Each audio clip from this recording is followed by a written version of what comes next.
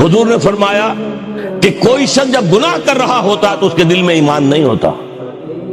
مسلمان تو وہ ہوتا ہے لیکن ایمان دل میں نہیں ہوتا. لا یزنی الزانی حین یزنی وہو مومن، کوئی زانی حالت ایمان میں زنا نہیں کر سکتا.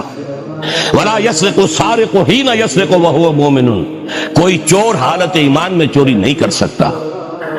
ولا یشرب الخمر حین یشرب وہو مومن، کوئی شرابی حالت ایمان میں شراب نہیں پیتا.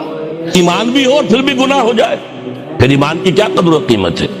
ایمان نہیں ہوتا اس وقت تبھی وہ گناہ کرتا ہے.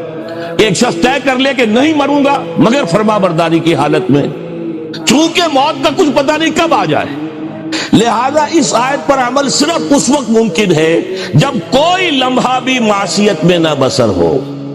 تب یہ ہے کہ آپ کہہ سکتے ہیں کہ نہیں مروں گا مگر حالت فرما برداری میں.